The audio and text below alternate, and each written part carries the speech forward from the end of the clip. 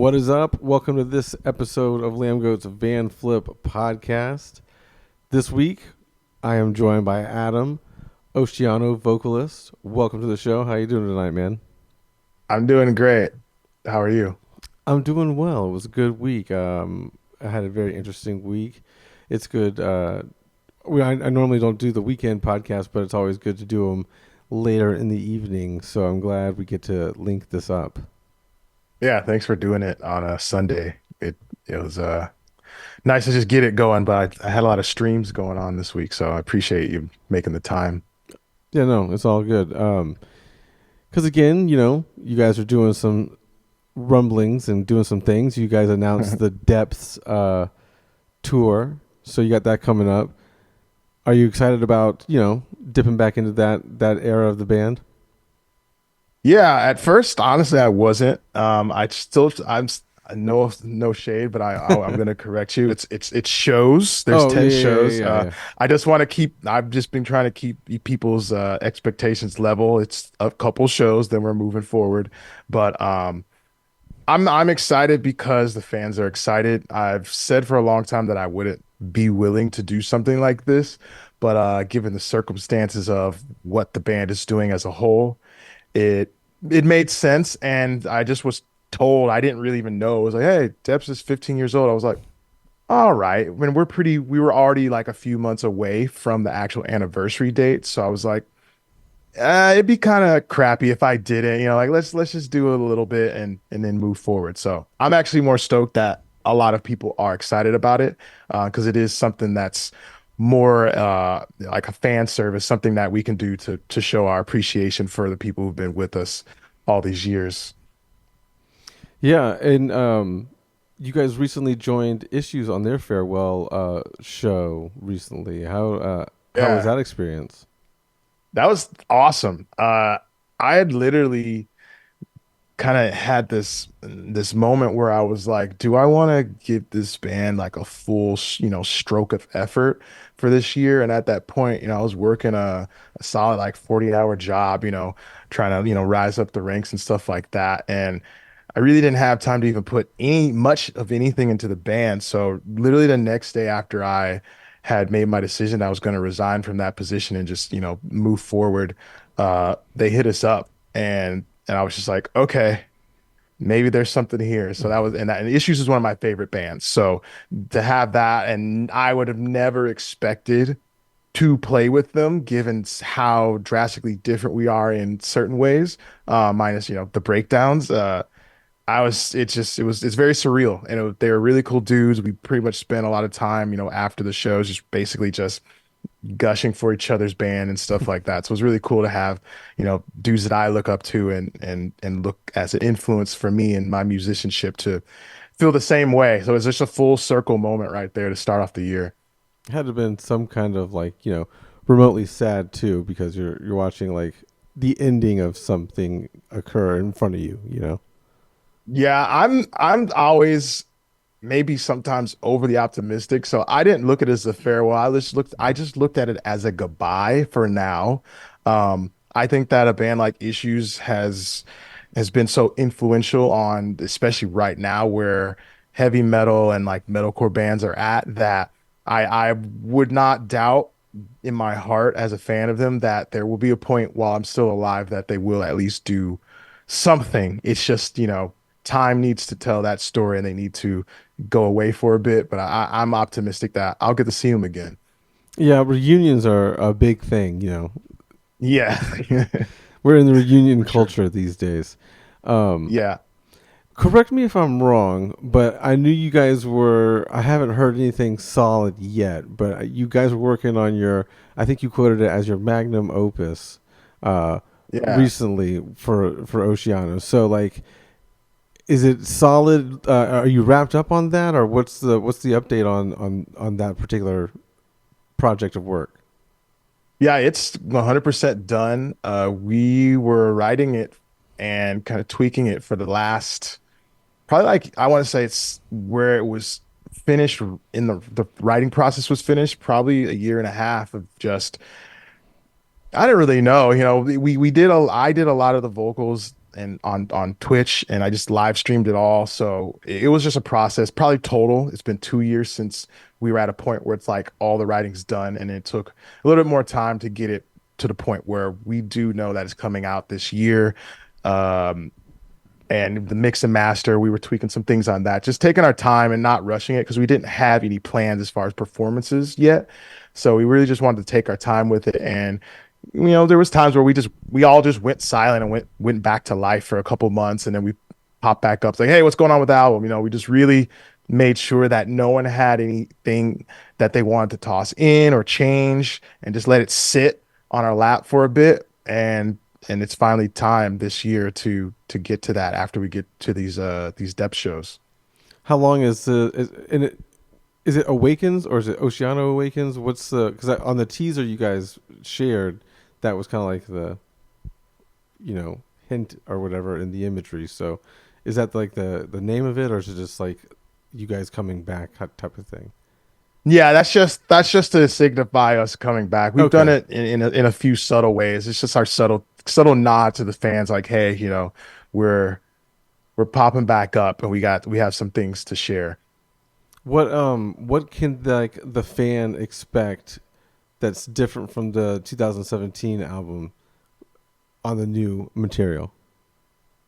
I think that fans are going to listen to it and be like, oh wow, they've matured a lot, and all across the board, instrumentation wise, vocal wise, they're trying things that we never expected them to try. And not so much in an experimental way, but just pushing certain things that we've maybe dabbled with on past albums, and actually putting a little bit more attention to flesh those ideas out into full portions of songs or different segments of songs that we really just touched on that never came back.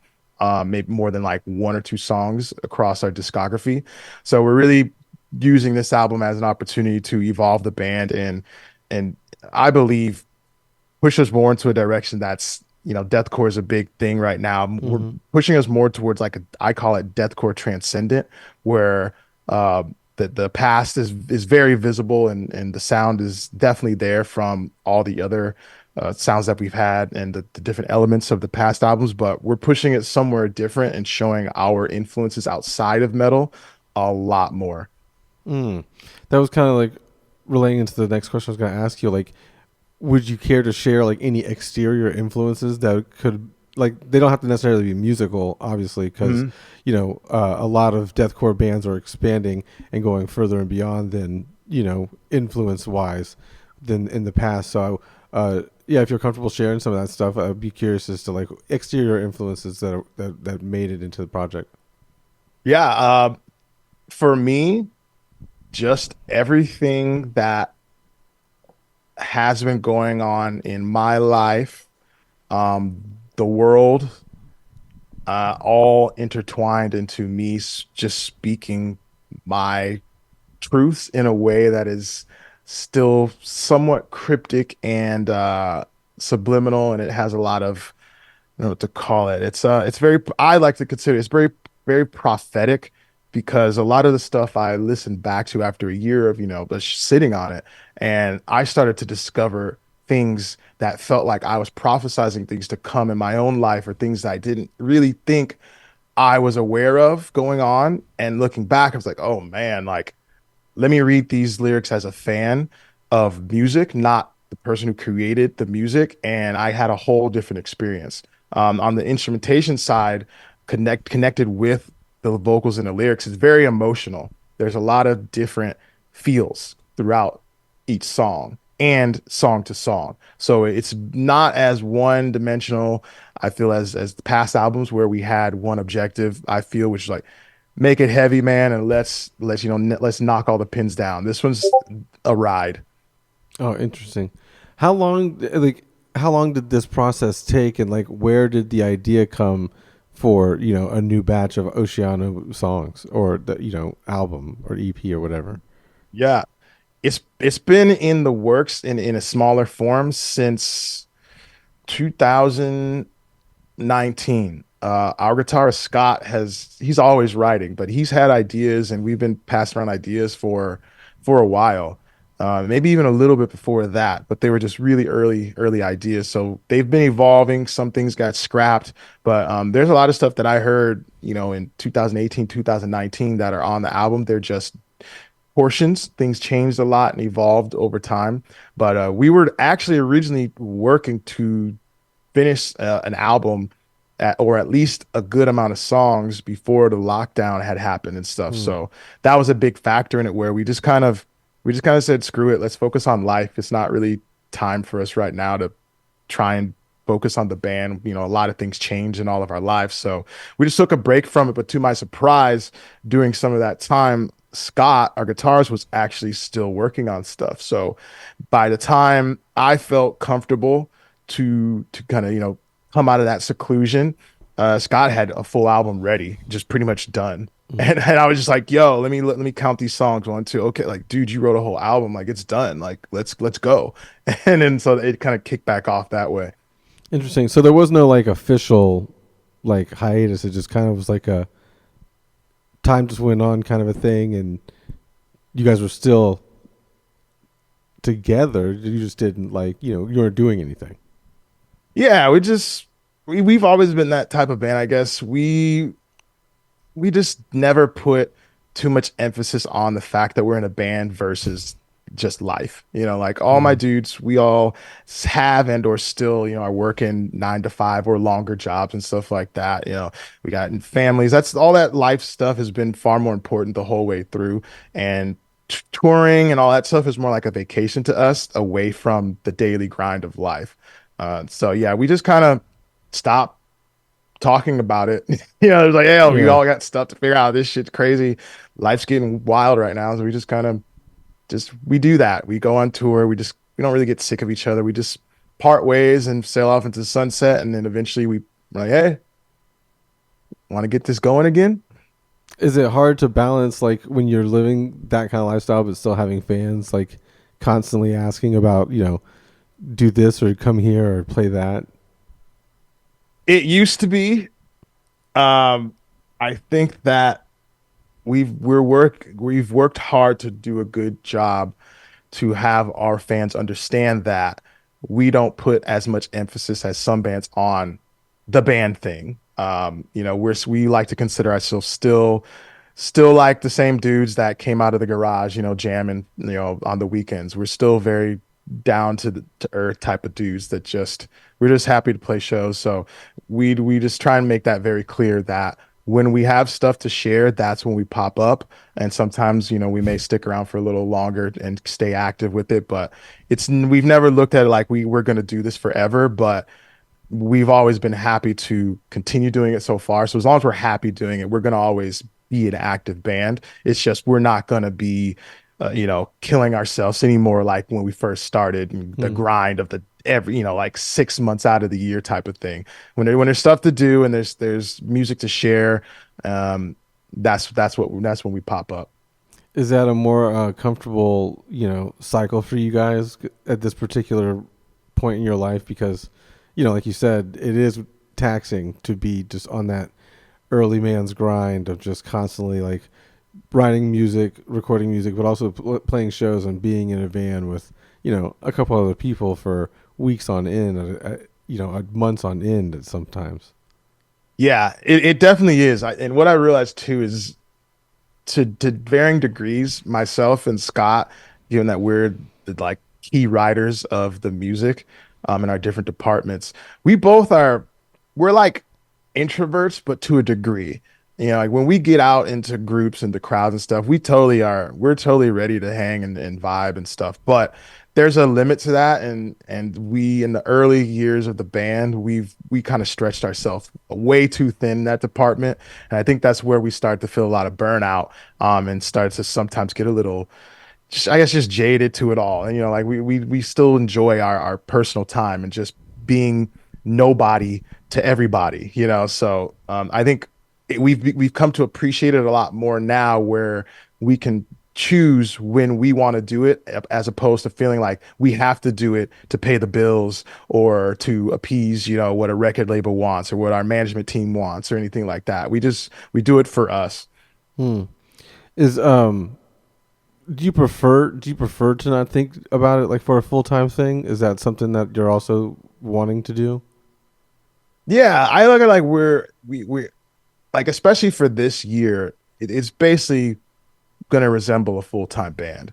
But um, I never like to think too far ahead about, okay, next year or the year after that, like we got to keep this going at the same pace. It's all about, I feel, do we have music first of all? And I think the before we took that slowdown, that was one of our biggest issues where we were riding way too long on our album Revelation. And by the time it was time, we were still running off that 2 year type of maybe Mm. even 3 year cycle, and the industry was really changing. And we were acknowledging that, but by the time we were ready, we had that surprise, so I think now it's just about staying consistently creative, and then after that, when there is stuff to share, then we can start planning performances around that instead of just expecting that we're always going to be playing shows with no new material to share, nothing to show, no exciting events. Just if we're going to tour, it's got to be something cool, unique, or we have music surrounding it. Cool. You said you were hesitant to kind of reach back into the depths era. I- why were you hesitant to do so? Because I've never wanted my band to be perceived as a band that's lost in the past, or that we think and or believe that we'll never top our past work just because it was a very titular album in depths.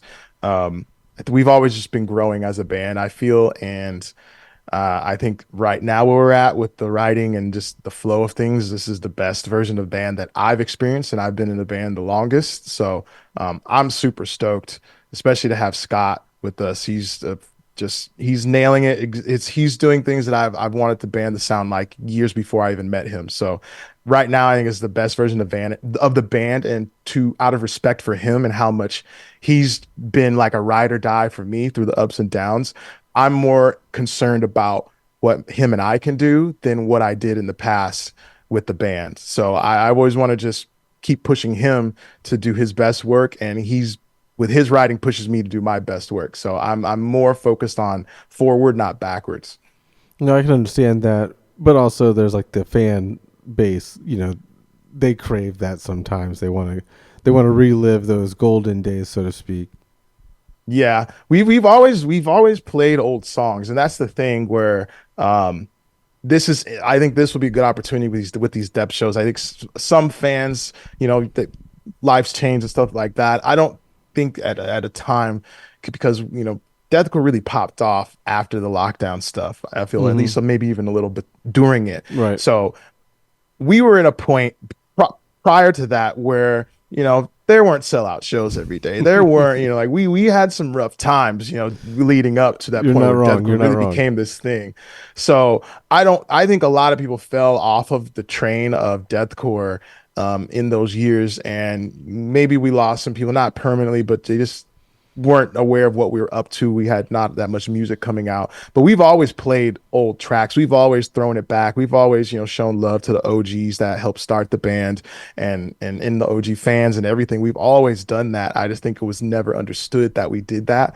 So I think this is a cool way to just kind of be like, hey, here you go. And but after this, it's full steam ahead. Do you guys retire any of the songs from the live sets? Do you guys like check them off, like saying like and not saying you're going to use these depth shows to do so for some of these, although you may, but do you ever do that? We never have. We've only agreed that we didn't really care to play anything off our third album, Incisions.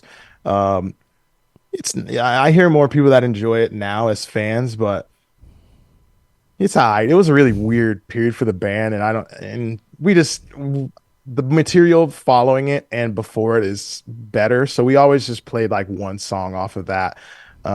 Beyond that, we've never really retired anything, but we did have top favorites that we would like to play of the older material.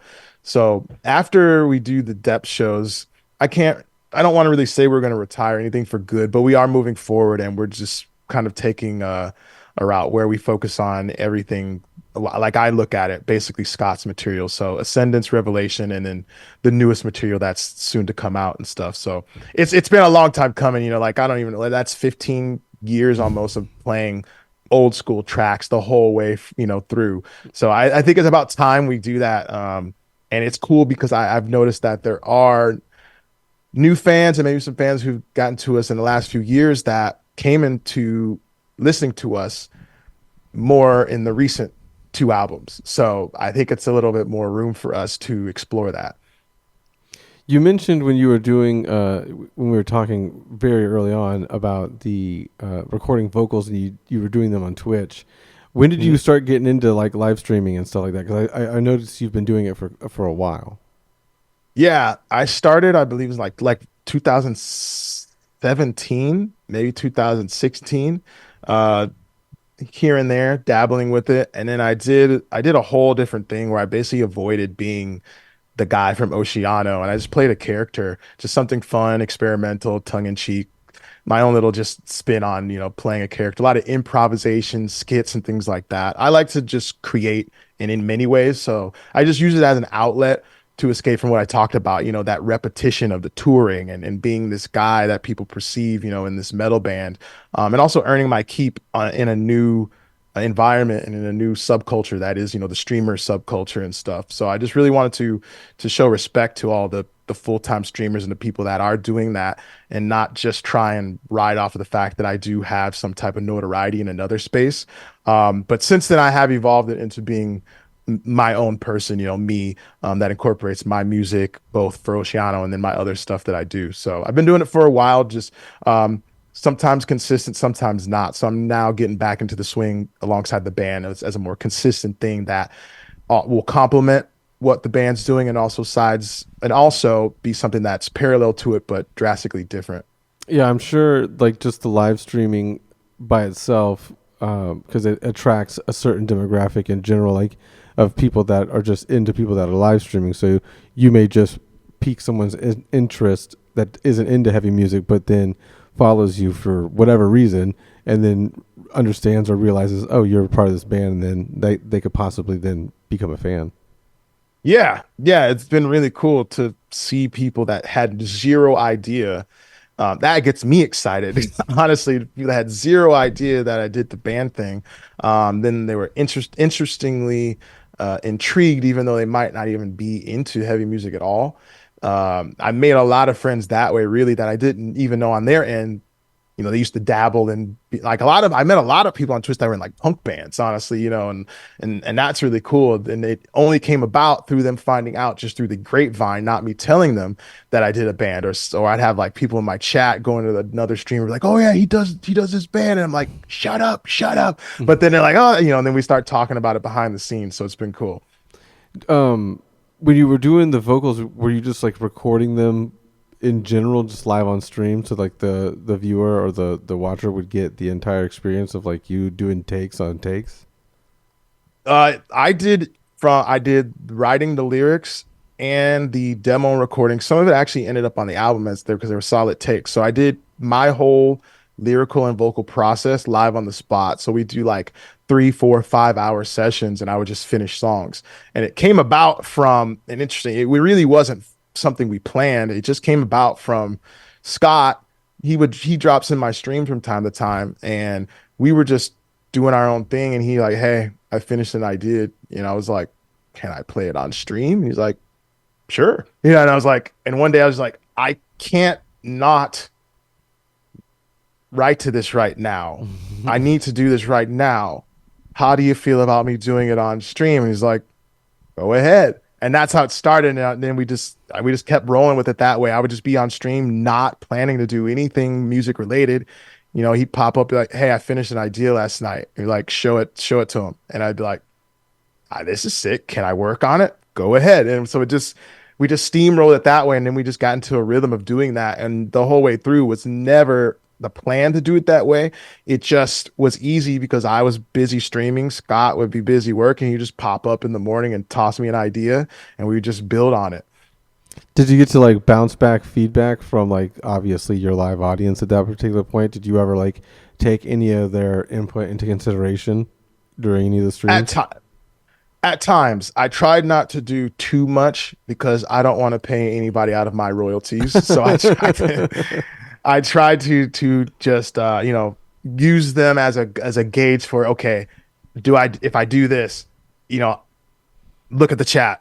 Are they digging it? Are they digging it? Okay, okay, okay. Keep going that route. I liked it was like a meter for am I hitting it? So I felt like that way I'm almost getting an early kind of like idea of what's going to happen when we finish it and it's actually a final product and it's out. So that's what gives me even more confidence in the fact that I know our fans are going to like it because some of the most dedicated fans were there watching me do it all. They heard the songs, they got full previews of everything. It didn't really change that much from that point. So you know, it was a cool experience. And really, that's something that I would have loved. Like one of my favorite bands is Killswitch Engage. And if I could Mm, have tuned into like Howard Jones just ripping it, I would have been stoked. You know, like I yeah. don't care if I get input or not. So it also was just something that, as a fan of music, I thought it'd be cool to give that to the music community. So it was really fun.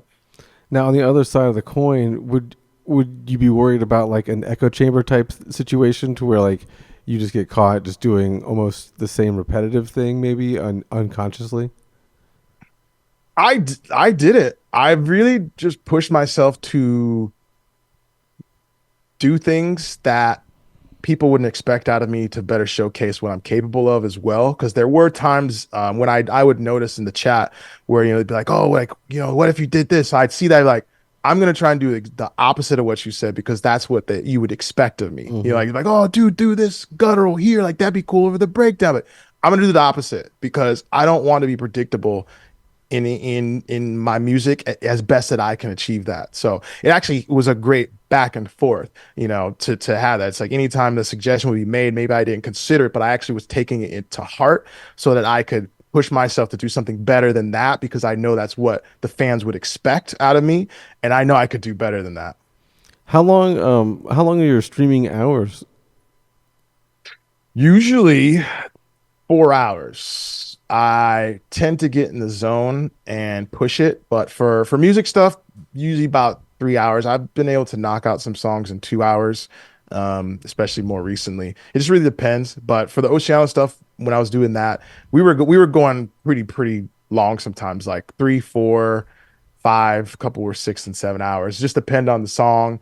A couple songs I didn't finish on the spot, but most of them I finished in that session and we would just go back in just to tweak, just reanalyze what I did from the prior days and just kind of perfect it, add some extra layers. But most of it was everything from vocal layers, that the patterns, I need this range here, like all the stacks. I just really just fleshed it out. And I've done that similarly before, but not with such tech. When I recorded the Debs album, that's the only other time where I actually recorded myself before going into the studio, like a pre-pro thing.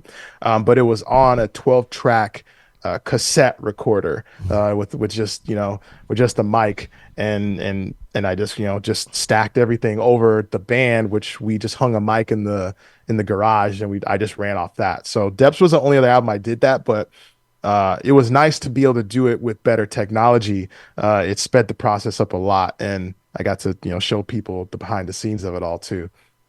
So who handles everything after you're done with your vocals? Do you yourselves clean it up, or do you guys hand it off to somebody, or is there someone in the band that Oh, handles it? yeah, for vocals, we handed off. So we had Joey Sturgis, who Mm. did our Depths album, mix and master our newest album. So he got everything once we were all finished with it. I did go to a couple other studios to do some additional vocals because there were a few songs that we didn't use my takes because that was originally supposed to be just pre-pro. Mm. But so I did go to a couple other studios but we still sent everything out to Joey to mix and master it. So when you're writing it, it's almost basically, well, obviously there are for ideas from years prior too, but when you do, you just you give like I guess Joey the finished product in general. There's no input from him on the material. Right, yeah, he didn't have as much of a production input on this Mm. album. It was pretty much us and then the people who we recorded with, which really most Scott did most of his recording at home. There were a few things that he did with our friend Nick at the Nook Studios. That's who we've used consistently in the past for full recording of the albums. But so mostly it was him, and then we also had my friend out of Salt Lake City because I was living there for a bit. Kai, he did a lot of production on vocals with alongside me for a few tracks. So it was mostly the people that were in person and during the process. Those are the ones that had some input on all that. But Joey was more just strictly mix and master, and then we just told him like put that Joey stir just sprinkle on it. We I know what he does to make even some of the worst bands sound great. So I was just like, do that. Don't hold back. Like I want all that. All this extra sauce that he does that he just doesn't really request if he need he doesn't really need his permission our permission to do. I wanted him to have full reign with that. So he did some things on his side. We didn't necessarily tweak, and do all that stuff. That was definitely Joey on that sense. But as far as his input on, like arrangements Mm. and structure and stuff, he didn't have any hand in that. No. Cool. Do you guys have you eyed like a date? Have you forecasted anything of like when it might be possibly out? Yeah, so I've been having fun with this because our dedicated fans of people that know me will know. So I can't necessarily say when, but if people know this and they can do research, but it's looking like I'll be able to celebrate a birthday close to my band releasing an album. That's what I can say. All right. Well, then the sleuths will get on that, I'm sure. Do you? What's at what frequency are you streaming? Do you do that like predominantly throughout the week, or is like you're spending like a good chunk of time that throughout the day? Yeah, I just started getting back more consistent with it. So I'm now doing about 3 to 4 times a week. And I'm working to also do it on the road as well. So that's the next stage of it. I've been wanting to do that for a long time. It's just, the band slowed down. Mm-hmm. A lot of things changed, but that's how it's looking. It's going to be is I'll be doing it very consistently while I'm at home between shows, between tours and performances, and then something a little bit more simplified for tour. But the goal is to start doing it where we can, do stuff where we're bringing people on stage and, behind the scenes, going out and just, showing them what tour life is like. That's the probably the third stage goal of it all. So it would be more of like a band kind of live stream and not just like a Adams live stream at that point, or would it be through your perspective?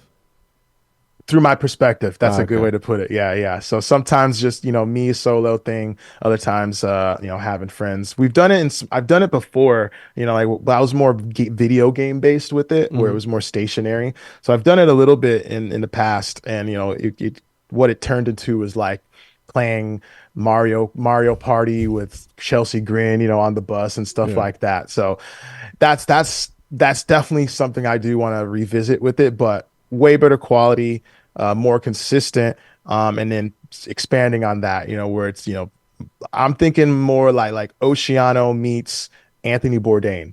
That's Interesting. kind of what I'm thinking. Okay. Yeah. Yeah. That's a a top one to reach for. So it'd be interesting to see Mm, if you can pull it off. There, that'd be a good one. yeah. How does that work on the road? Like, how does your streaming setup work? Like, would that just be something in the like a special van, or just like a miniature setup, or? So there's a lot of tech that's come out as of late that can make it so much easier than when I was doing it. There's a company called, and hopefully you guys sponsor me, but Unlimited IRL. Matt Heafy actually put me onto them. So that's how he was doing a lot of, I don't know if he still does them, but that's how he's been doing a lot of his live streams and stuff like that is through them. So they actually make it really simple if you want to pay the cash, and you can just buy and or rent the equipment from them, and then you have to pay a service for the bandwidth and all the portable tech and stuff that you need to run it. So there's that route, or just buying it outright and then just paying them for the actual service to run the bandwidth and stuff like that and host it all for you. So there's a lot of different options. You can always flesh it down smaller than that and just try your best to run it off of like I was doing, like off of a more portable. It's almost like a hotspot, but not, Mm-hmm. because you have Ethernet direct into it. So you can do it that way. And basically, if you tether a bunch of those together, that's how you increase your bandwidth overall. So there's like 3 to 4 different ways to approach it. So that's how I'm building up with it is starting with probably one above the cheapest option, and then from there, then going to the more expensive route, which will give me more capabilities to be on the go with it and stuff like that. Is the like, are you using like a handheld camera, a cell phone, or what Um, type of device? tons of tons of options there. I've always used just direct into a laptop. The ways I've done it in the past were through a laptop, but when it's more on the go, it'd be more you can use like a GoPro or some of the more the Sony hand cams, the smaller ones, and then you basically have a backpack, and that's where you put all the gear in there, and then you have like an encoder that you can carry with you. It's very similar to like when the news outlets are out and about, like and filming stuff live on the go. It's basically that, like the live view device. A lot of people that are either civilian press or just press in general, that's what they're using is some of the same tech. So I'm Hmm. working to get my hands on stuff like that. How did you get into streaming in general back in 2017? Like, what was the, what drew you to it? I was living with some friends and they happened to get into Twitch and they were watching a ton of Dr. Disrespect. And automatically, I grew up as a huge wrestling fan, so I saw the magic in that right away with playing, having a character, a gimmick, and I just kind of I'd come downstairs doing my thing. I was already a video game collector. I was into the game side of it, but I just come downstairs, grab a water or grab some food, and I just peek in for a second, like, huh, okay. Yeah, I know. And then I had a lot of people on the road that knew I was into games. Like, you should check out Twitch. You should check out Twitch. And honestly, I never really listened to them. I just, I was in my world doing my thing. So them at home watching Dot's Disrespect put it a little bit more in my face. And so at some point, I just got to the point I was like, all right, what's going on here? Like what is this guy? This is ridiculous.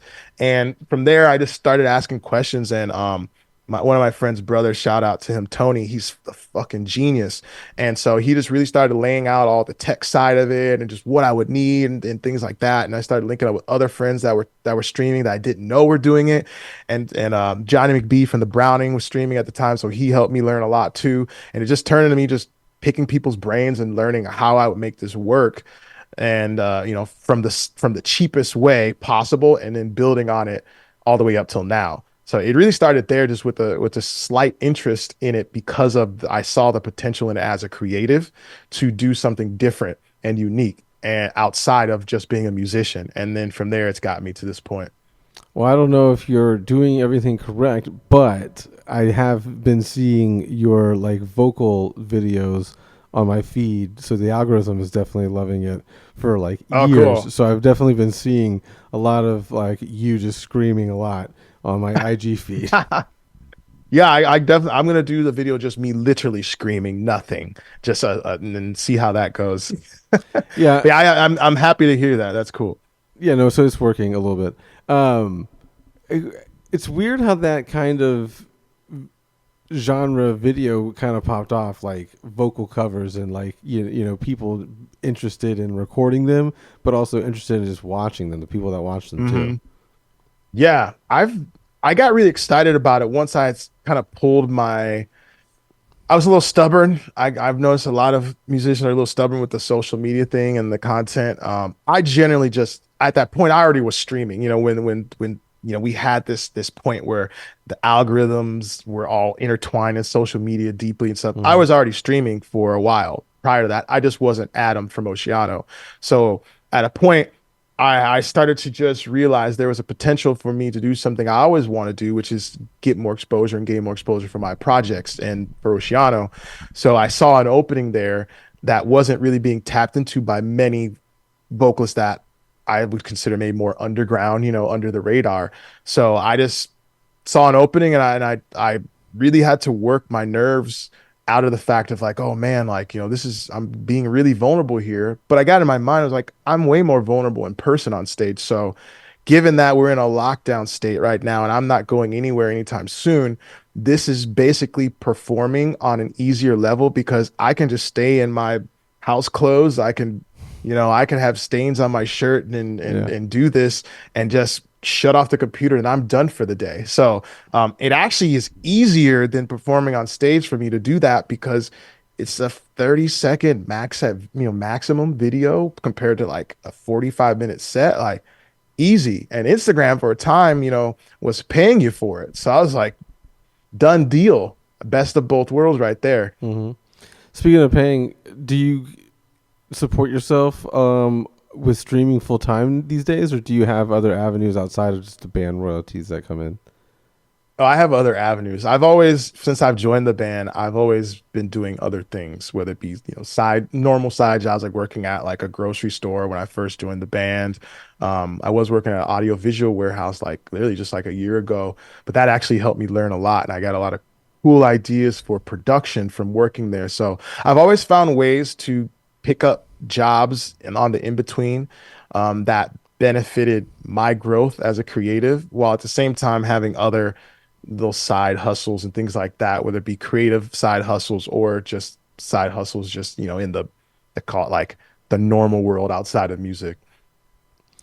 Earlier, when we were talking about the, not hiatus, but just like not focusing fully on the band, it sounded like you guys were doing that just prior to the pandemic, and again because of like deathcore's just like overall popularity maybe wasn't there. How much did that weigh in on that whole kind of decision to focus on other things?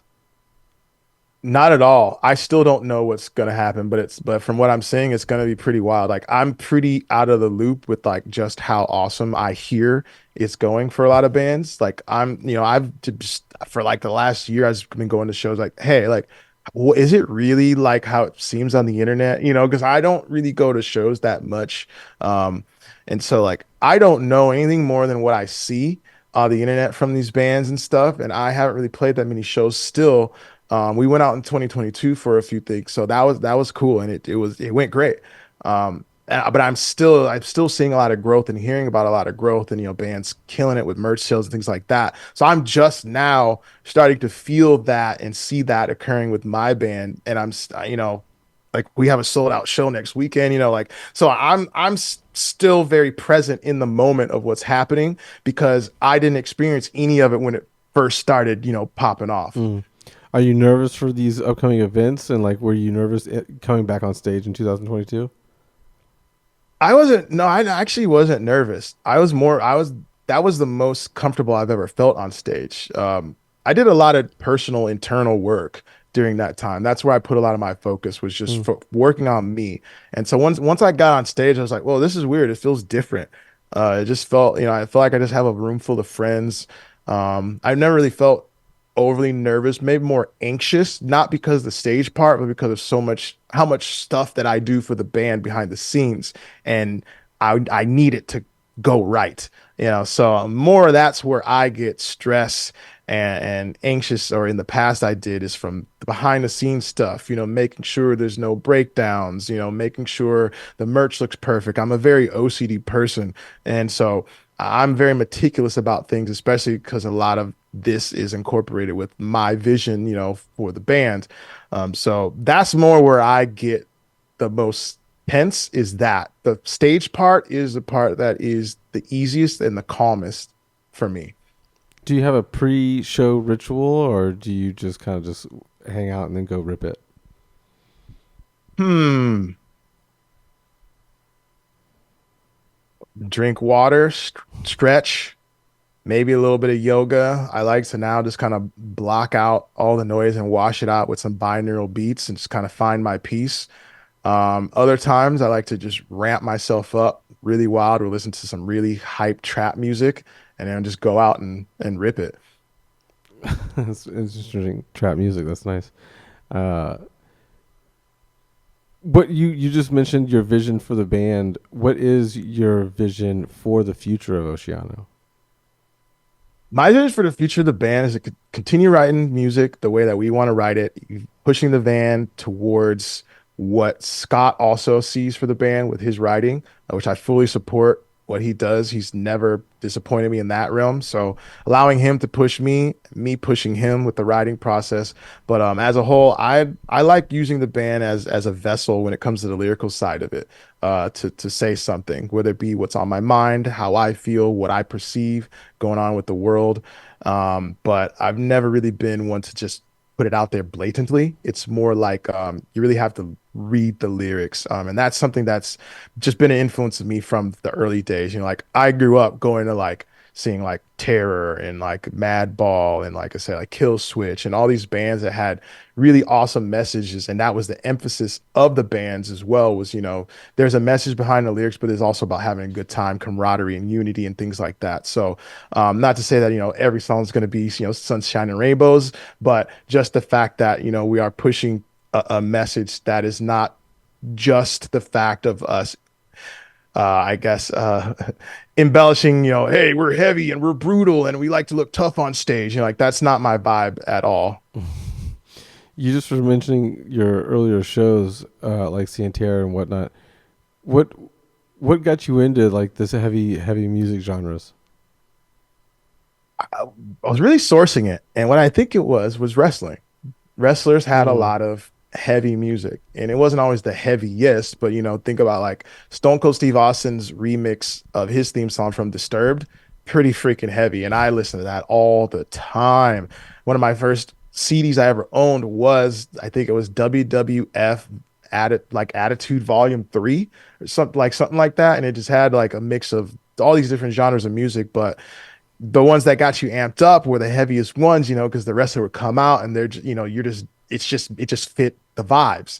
So I think that was the start of it. And then from there, it turned into discovering bands through my friends that were already into that type of music. Like Slipknot was a big one, really big one was Slipknot, and just how just across the board in these different genres they were spanning, they were just relentlessly aggressive and heavy.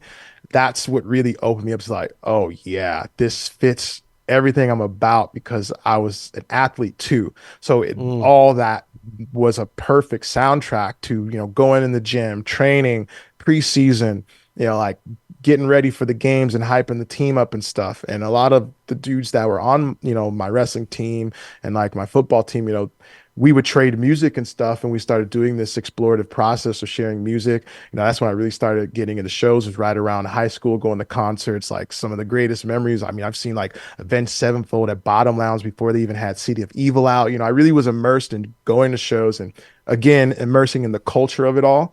Across the board, every heavy genre that I could get my hands on, get and listen to, that's what I was about. Um, but you were saying about your other projects. What kind of other projects do you do? Are they all within a heavy kind of mindset, or not mindset, but in a heavy kind of project, or are they different genres? I've dabbled. I've done in the past, like some of our like long-term fans will cite. I've done like acoustic stuff in the past, which was more like clean singing. Think like a like acoustic music, but with a R&B kind of energy to it. So I've done stuff like that in the past. As of late, I've been doing a combo of heavy metal stuff with a friend of mine, Logan Young. We've slowly been trickling that stuff out just because, you know, Oceano has stuff to do too. But I somehow got pulled into like the EDM dubstep space. And so I've been doing a lot of that too. So under my just me, I call it's Atom on Earth, which is like everything that's not Oceana related, that's Atom. I do it under that. So I've had metal songs and then dubstep, or you call it metal step stuff, where it's kind of a combo. Mm-hmm. That's another thing I've been focusing on lately too. There seems to be a lot of crossover with like deathcore and a lot of electronic artists in the last couple months. Yeah, it's cool. I like being a part of the early, I guess, growth of new subgenres and stuff. It's really cool. I like just being immersed in music culture and before it hits its, you know, its shining moment. So it's been really cool to just happen to be brought into that space and learn about it alongside being a part of contributing to it. What pushed you to become like a musician or to be a part of Oceano? I never really wanted to even do music. Like it wasn't really like a thing. I liked music, yeah, but I got into music kind of late compared to kids now. Like I didn't really even consider myself a fan of anything until about, you know, end of middle school into high school was really when I started like calling myself a fan of anything, which was heavy stuff. And I don't No, I just felt like, like some people sing in the shower but they're not trying to be musicians. They're just expressing and then letting it all out. It started really with that. I liked the metal and I wanted to be able to sing it and kind of just have fun with it. And it just started there. I was just practicing vocals for the fun of it because I want to sing along to stuff in my dorm room. And it just happened that my roommate moved out in my dorm and it gave me full reign to just blast music and just scream and just have fun with it. So I would just try to, at start of it, I was just trying to basically do vocals like I was really obsessed with low vocals, like what now we call like gutturals. I would just be Hmm. trying to like outdo the lows that these guys would do, like on Broken Wings or Kill Switch stuff, where they do those like lower tones. Like, let me see if I can go lower than that and just push it and see what I can do. And it really just started there. And along that around that time, I had joined a band just from sheer happenstance of a friend that happened to be in a band hearing me display some of that stuff on a voicemail, like my answer back for the voicemail. And he just left a voicemail like, you should try out for my band. And I was like, I'm down for new experiences. Let's do it. So I guess I got enough for someone wants me to try out. So I just started with that. Never was a thing. I wanted to be a pro wrestler. I wanted to go to Division One, transfer to a Division One college. Continue wrestling. Probably become like a wrestling coach. Maybe do MMA. When it was early in, and then be like a pro wrestler or something. Like I was going more the athletic route, and it just music discovered me and I just fell in love with it. Did you give up the whole jock route, or do you still dabble in any of that stuff? Yeah, yeah, I'm not I don't really do. I just like to keep active and keep healthy, but I still do have a love for competition, especially like wrestling and more combat sports and stuff like that. But no way in hell. I'm happy not damaging my body like that. Interesting. Well, we'll end it on this. What is your overall goal with Oceano for the near, like 5 to 10 year future? Shoot, that's a long stretch. I would love to push the band to the level that I've always believed it could be at. And I think if we were to put that into a perspective, what that might be is get the band to a point where we are not opening for some of my favorite bands like that are on a level that I aspire to get at, which is like Lamb of God. That's a band I'd really love to Mm. tour with. I want to direct support for a band like Lamb of God. I want to be able to, like hop back in and do maybe even like a direct support or even a co-headliner with like Whitechapel. And for me, that gives me a good semblance because I've seen those bands and what they're doing and what it's like to be at that level.